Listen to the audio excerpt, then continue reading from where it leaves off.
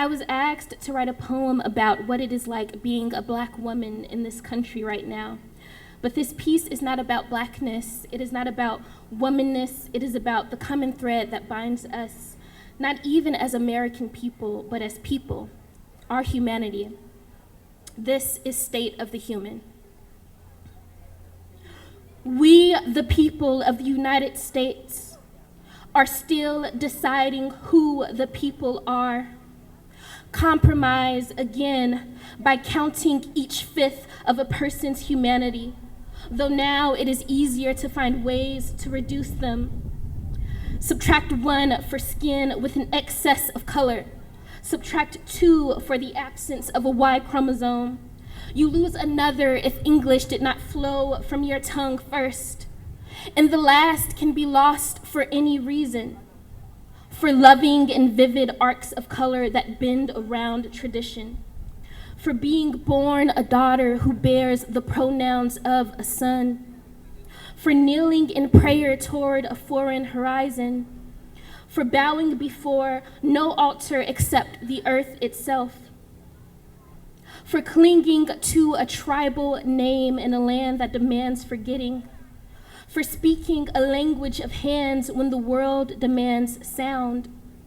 For chasing daydreams and purpose instead of dollars and profits. For living life on a spectrum that does not define normality. For carving meaning into spaces that some call disordered. For carrying your home address in the soles of tattered shoes. For believing that your body is your body to do with as you choose. For seeing genocide where others see political strife. For hearing hate speech where others hear righteousness. For knowing no one deserves to lose their life for what they believe.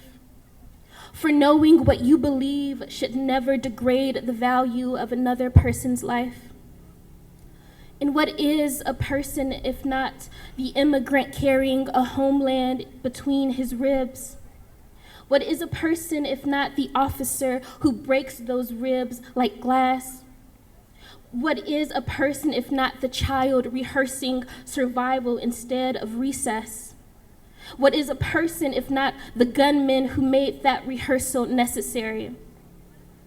What is a person if not me, if not you, if not them, if not a citizen, or some other label for this human birthright?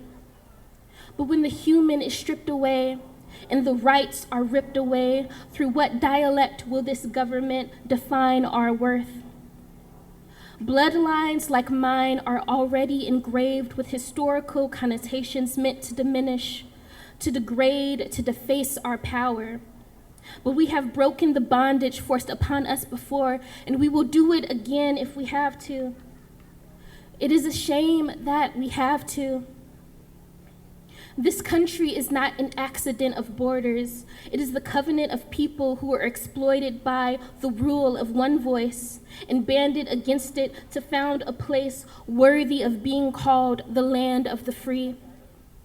Centuries later, this country trembles at the sight of its own reflection, not recognizing itself in the mask of an imposter. But this is not a syndrome. We have become the mask. This guilt is well earned.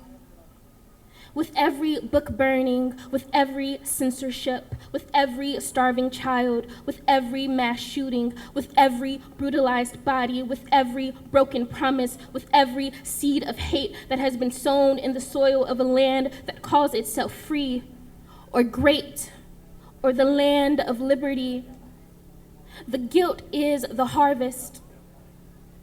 America, where is your liberty, your justice, your tranquility?